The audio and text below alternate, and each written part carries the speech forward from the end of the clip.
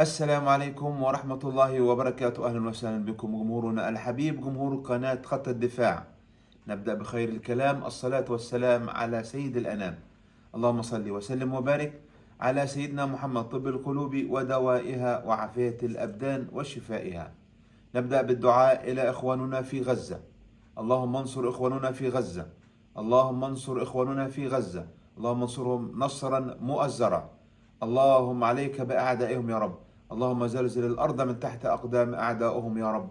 اللهم عليك بالنصر لهم يا رب. اللهم شافي جرحاهم وارحم شهداءهم وآنس نساءهم وأطفالهم وشيوخهم يا رب العالمين. دعائنا أيضا إلى الكابتن العمري فاروق، ندعو الله أن يصرف عنه هذا الألم وهذا الوجع وهذه المرض الذي موجود به الآن. دعواتنا له بالشفاء إن شاء الله. وسام خلاص أهلاوي ل4 سنين ونص. الصفقة خلصت والبرومو طلع وحاجة مفخرة. انتظروا فلسطيني آخر قنبلة في النادي الأهلي إن شاء الله. الأهلي بدأ يفكر خارج الصندوق بسبب أعداء الأهلي في الداخل، اللي بيغلوا في أسعار اللاعبين واللي بيطلبوا أرقام تعجيزية علشان الأهلي ما يقدرش يشتري اللاعب. فالأهلي ساب لهم لاعبتهم وساب لهم الملايين اللي هم عاوزينها، وجاب من إخواننا الأشقاء والأحباء الفلسطينيين. وسام فلسطيني وجاي لاعب تاني فلسطيني إن شاء الله، هيكون قنبلة هنعلن عنده لما يخلصوا إن شاء الله في الصفقة بإذن الله. جماهير الأهلي العظيمة الكبيرة ترسل اختراع ومشاورات وأفكار إلى إدارة الأهلي في فيديو البرومو بتاع وسام أبو علي. والفيديو طلع روعة، بيدل على أن الأهلي نادي العروبة ونادي الوطنية ونادي الكرامة ونادي دائما يدافع عن الحق. برومو رائع جدا بدأ، وظهور مراسل قناة الجزيرة أو الصحفي الفلسطيني اللي كان بيتفرج على مباراة الأهلي في السوبر في عز هذه الحرب يعني الطاغية ضدهم، ومع ذلك حبه للأهلي لم يمنعه أثناء الحرب أن يتخلى عن مشاهدة المباراة. وسام طلع ببرومو رائع، حكى تاريخ فلسطين ورفع القضية في السماء وقال أن القضية لن تموت أبدا إن شاء الله. شكرا لمن يعني أنتج هذا الفيديو وأخرجه بهذه الصورة الرائعة للعالم كله. الأهلي دائما يعطي دروس في كل شيء، حتى في التصوير وتقديم اللاعبين. ما بيجيبش اللعيبه وقفهم جنبه طابور عسكري خطيب ويقول جبت ومش عارف ايه، كان لابس شبشب، وجبته كان لابس بيجامه، ويفضحه قدام الناس زي مرتضى الزلنطحي.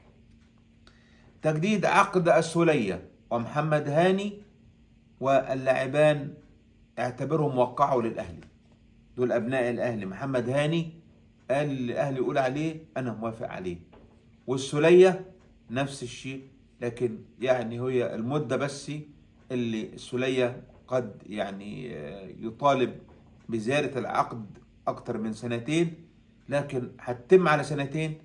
وطبعا هيكون في نسبة مشاركة لا تقل عن 65% بالنسبة لعمر السولية. علي معلول عقده جاهز بالمرة 100%، لكن الأهلي ينتظر عودة علي معلول من أفريقيا ليوقع عقده بالمدة اللي عاوزها علول. علي معلول ابن من أبناء الأهلي المخلصين، قدم كل ما لديه من أجل إسعاد جماهير الأهلي ومن أجل رفعة الأهلي ومن أجل تسطير التاريخ العظيم للنادي الأهلي. هذا الجيل هو من أعظم الأجيال التي مرت على تاريخ الأهلي، جيل الشناوي وعلي معلول والسولية.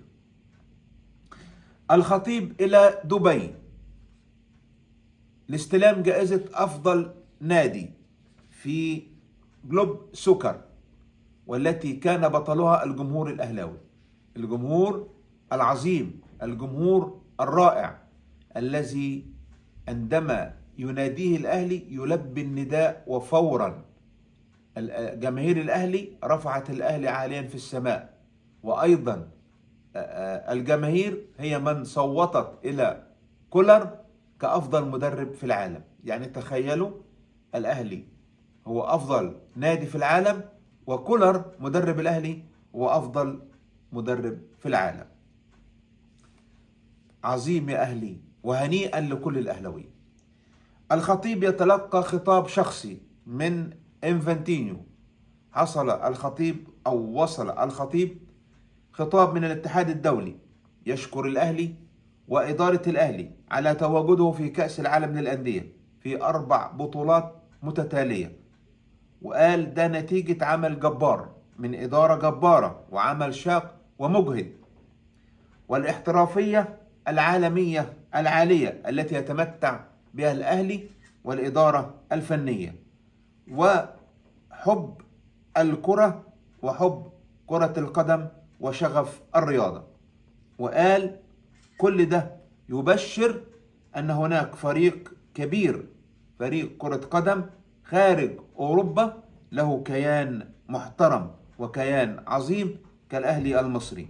وأتمنى إنفانتينو أن يلتقي بالأهلي في كل البطولات القادمة، وقال كل التوفيق للخطيب وإدارته، وقريبا سنلتقي في مكان وموقف مهم للغاية. شكرا إنفانتينو. علشان الإعلام الهجاص اللي عندنا اللي دائما يعني يخسف حق الأهلي في حتى البطولات الدولية والخارجية. إلى كل الهجاصين، هو ده الأهلي. إلى كل الكارهين للنجاح، هو ده الأهلي. الأهلي ومن يصنع التاريخ لمصر قبل الأهلي. الأهلي هو في عيون العالم وفي عيون من يعرف ويحب كرة القدم هو نادي عظيم ونادي كبير ونادي رائع. لقاء كوكا مع شوبير، لقاء العمالقة. نعم، ولد عمره 22 سنة لكنه عملاق. كان عاوز يعني ما فيش حد يقدر يعني يحاور لاعب زي كوكا إلا شوبير، لأن شوبير هو الإعلامي الأول في مصر. الولد من ضمن الكلام اللي حصل مع شوبير قال إنه شكر في كولر وقال مدرب كبير وقال مدرب رائع، وقال لي الفرصة هتجيلك اصبر. وأنا بصراحة كنت عاوز أطلع إعارة، والدي وعيلتي كلها أهلاوية يعني متعصبة. والدي قال لي لو هتقعد 100 سنة على الدكة هتفضل في الأهلي. كوكا يعني لعيب جاي على الطريق، لعيب مثقف، لعيب قاعد عارف بيقول ايه، لعيب شيك في كلامه، شيك في شكله، شيك في لبسه، شيك في لعبه، لعيب دخل قلوب الأهلاوية جميعا. دي أبناء الأهلي، ده إنتاج الأهلي، ده صنع في الأهلي. أحمد الخضري على صفحته بيقول الأهلي بيجيب دولارات منين؟ الأولى إنك تسأل أيها الخضري المضلل، النادي اللي أنت بتنتمي له بيجيب دولارات منين؟ طب الأهلي بيكسب بطولات وبتخش له دولارات، إنما نادي الزمالك بيجي له دولارات منين؟ ما بيكسبش ولا بطولة خارجية ولا بطولة دولية علشان يجي له دولار.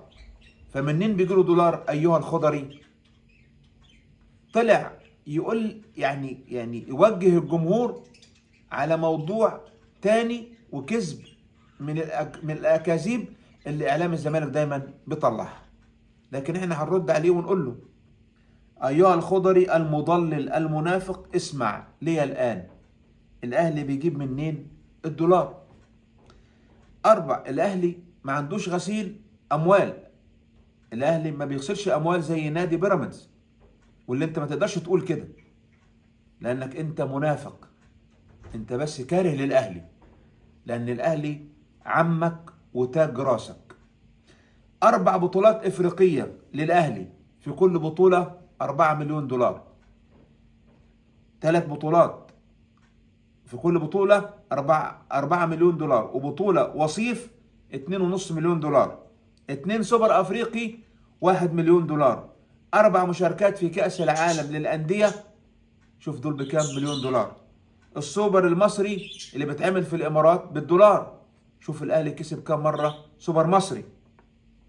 السوبر ليج الافريقي اللي الاهلي دخل فيه اخر مرة 1.5 مليون دولار. بيع حمدي فتحي 3 مليون دولار. بيع محمد شريف 1,850,000 دولار. خليك نضيف مرة، يعني اطلع من الوساخة اللي انت فيها دي وخليك نضيف. دي ملايين الاهلي داخلة علني قدام الدولة وقدام العالم، من بطولاته ومن المكاسب اللي يكسبها ومن البطولات اللي بيدخلها ومن الكؤوس اللي بياخدها في هذه البطولات. انما الزمالك منين بيجيب دولاراته؟ انتوا عارفين منين؟ من الشوال. الخضري يطلع يقول للجمهور الزملكاوي كده، وللاسف الجمهور يصدق ويمشي وراه من غير ما يفكر مرة. صح، الاهلي فعلا بيجيب دولارات منين؟ فكر جمهور الزمالك المحترم، يفكر الاهلي بيجيب دولارات منين؟ بيكسب بطولات افريقيه، بيكسب بطولات، ده بيخش في كاس العالم للانديه، 4 مرات على التوالي في كاس العالم للانديه، لدرجه ان الفيفا بعت كتاب شكر ليه وكتاب عظمه للاهلي، وقال له انت اعظم فريق في افريقيا بل وفي العرب. ده الاعلام الزملكاوي المضلل اللي بيطلع يضلل جمهوره ويكذب عليه علشان يفضل في نظر هذا الجمهور انه محابي وحامي حمى الزمالك من اعداء الزمالك. بيطلعوا يضللوا جمهور الزمالك، كل الاعلاميين التابعين للزمالك، ويقول لك لو الزمالك عنده الدولارات دي كان بقى اعظم نادي في الكون.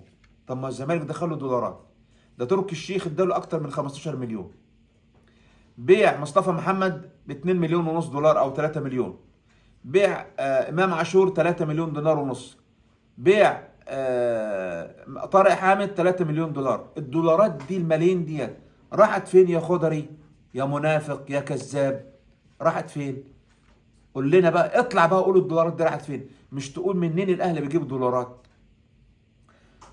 لو ده الاهلي عنده خلل دولار واحد بس دخل بالغلط، ده كانوا شالوا الاداره دي في 24 ساعه. كانوا على طول وزير الشباب والرياضه بتاعكم الزملكاوي المتعصب كان على طول وقف الاداره وشالها من اداره الاهلي، وحط اداره معينه تدمر في الاهلي وتخرب في الاهلي وترجع الاهلي 100 سنه لورا. ما تقدروش تمسكوا غلطه على الاهلي ايها المنافقون المضللون الكاذبون. الخضري ايضا مع شبانه بيقول له انا مستغرب من الناس بتقول لك ان امام عاشور اتغير ازاي؟ يعني بقى بيخطب جمعه في المسجد ولا ايه؟ بالتريقه طبعا. انا اقول لك اتغير ان ايه يا خضري؟ امام عاشور كان بيعمل اللي هو عاوزه في النادي الزمالك، ما كانش يقدر لا مدير ولا غفير ولا وزير يقول له انت بتعمل ايه يا امام. لما جه الاهلي عرف ان في اداره، في سياسه، في حاجات محترمه هنا ممنوع الاقتراب منها، فمشي على الصراط المستقيم. لما فلحص مع كولر، على طول كولر وقف على طول ما لعبوش. لكن امام عاشور جه نادي عنده مبادئ، عنده قرارات، عنده لوائح بيطبقها، نادي يحترم العالم كله فاحترمه العالم. الزمالك يفكر في بيع زيزو واحمد فتوح حتى يستطيع ان يحل جميع مشاكله الماديه، لكن العروض الموجوده حتى الان عروض هزيله جدا وضعيفه جدا للغايه. الزمالك يطلب من صبحي 2 مليون دولار دين عليه حتى يبيع زيزو وفتوح او استلام الشيك بتاع الشوال.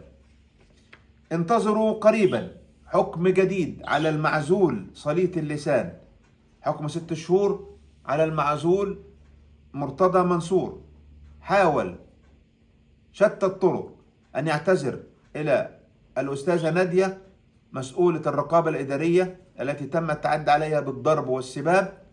حاول الاعتذار علنا، حاول تعويضها ماديا، حاول أنه يعني يعمل صلح بينه وبينها وتنسحب من القضية، إلا أنها رفضت رغم ضغوط كبار الدولة عليها، إلا أنها رفضت أن تخضع لأي أحد، واستمرت في المطالبة بحقها وسوف يسجن إن شاء الله.